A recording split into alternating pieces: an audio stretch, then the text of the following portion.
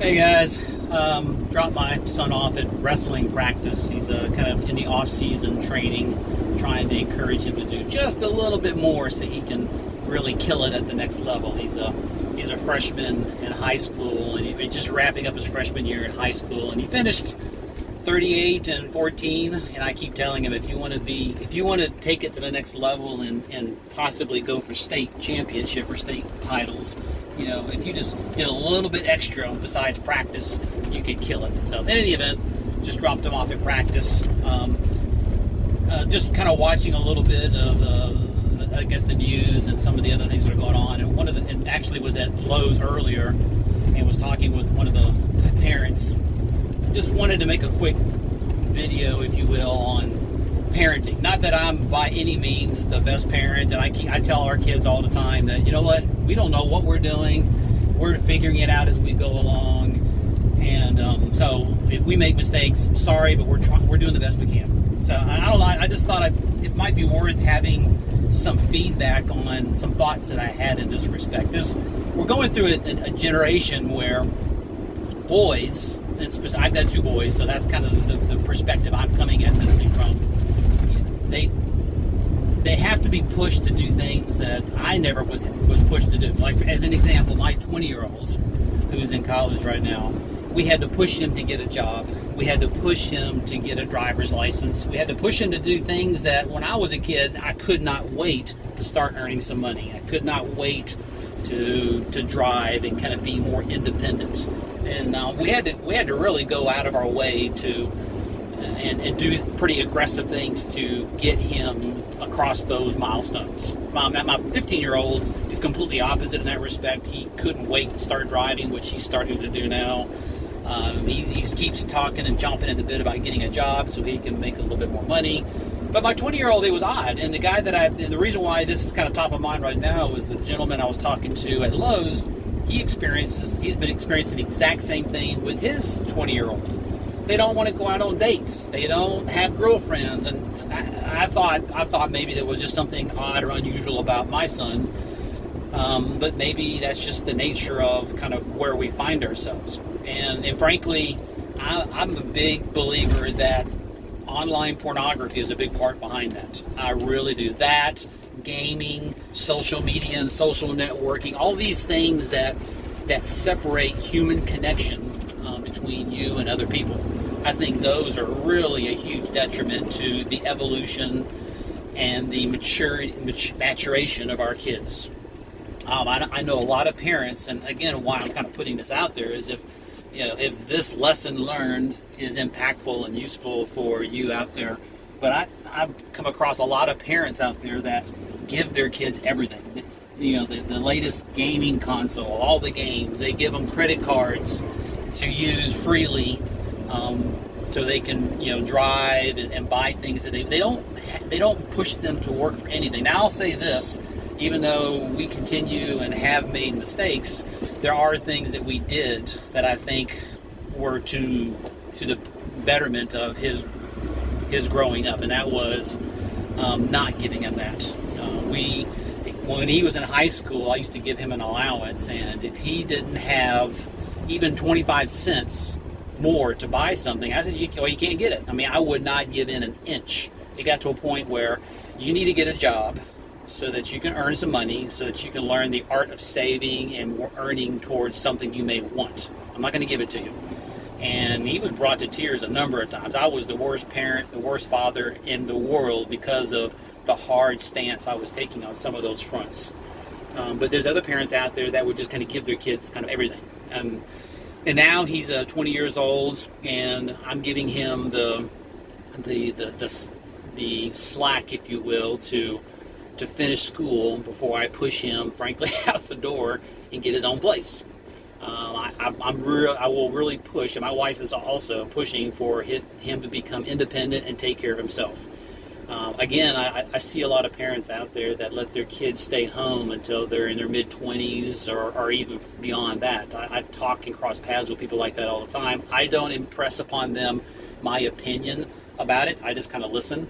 But you're not doing your kids any favors when you do that. At some point, they need to learn. And another example, kind of being a bit bit of a hard ass, if you will.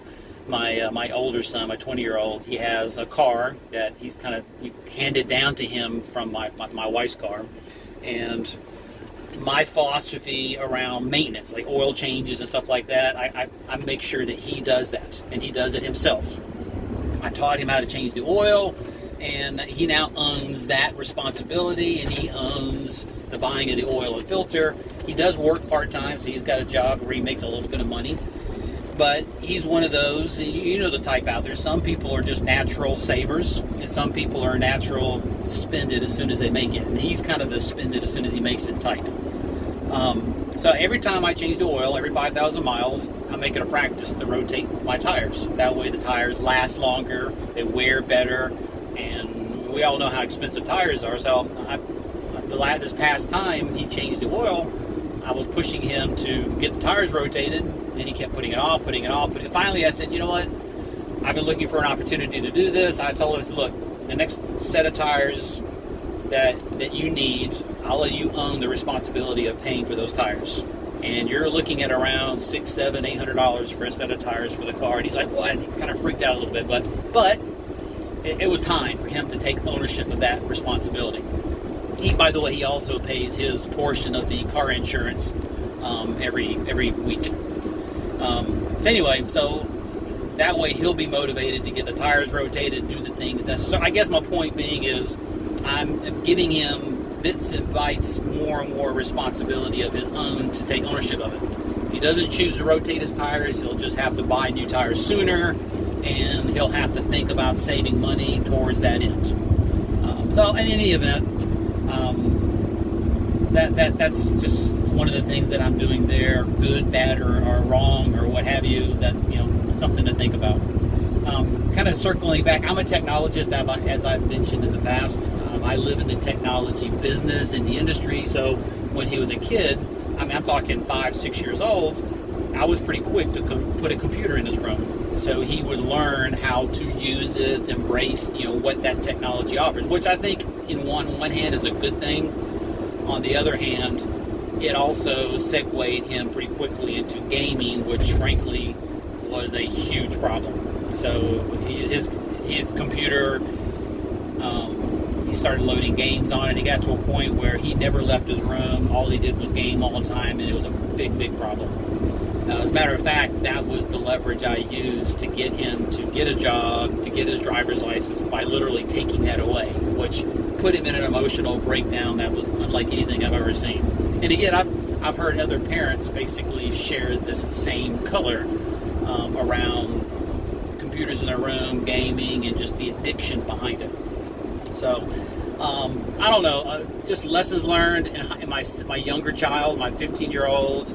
I did just the opposite in relation to those things that I did wrong with our older child. So even though I gave him a computer in his room, it was a very low-powered, low-performing computer, so he can get on the internet and kind of do his schoolwork, but nothing more than that.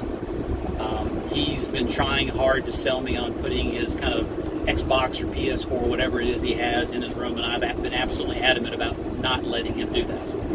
So I'm trying to take those lessons learned. So I guess the big message here was, from a parenting standpoint, even though I continue to learn and make mistakes and what have you, some of the big, bolder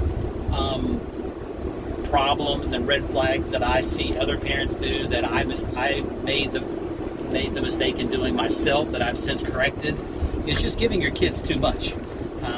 I grew up with very little, next to nothing, and you want your kids to have it better than you did, but at the same time you want them to mature, evolve, and become adults and successful all the same.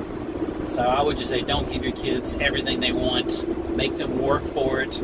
Push them to get a job, be independent from a driving perspective, be sociable. When they do get out in the real world and they have to interact with people, the social media, Facebook, Twitter, YouTube, Snapchat, all those social media mechanisms out there, even though from a social standpoint are mechanisms, in the real world, when you're dealing with people, when you're dealing with coworkers, when you're dealing with customers, it doesn't work that way.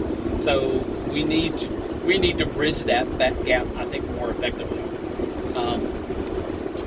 And again, the porn thing, I think I'm trying to stay away from the political kind of deep state stuff, but I think there's some nefarious motivations around a lot of that. I mean, porn's been around forever, but now it's so easily accessible to anybody and everybody. If you Google the most innocent of things, porn pops up, and it kind of sucks our kids into it. I think that's a huge problem, but we can only tackle so many things at any given point in time. But that needs to be dealt with, and I think that's a big part of why these kids don't date. They don't interact with the opposite sex as much as we would wish them to. So anyway, I just thought I'd put that point out there. I'd love to get feedback and thoughts from a parenting standpoint for people out there, and if anything I've said helps you be a better parent or not, take it for what it's worth.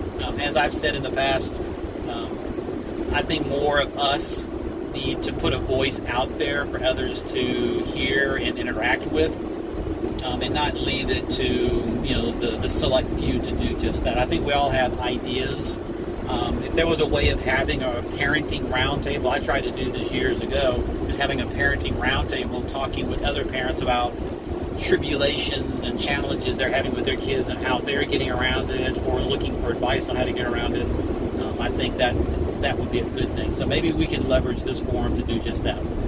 So anyway, this bit is more about parenting, looking for advice, providing any lessons learned that I can offer up, and kind of what I'm seeing from my kids. So hope that helps. Look forward to your feedback, guys. See you.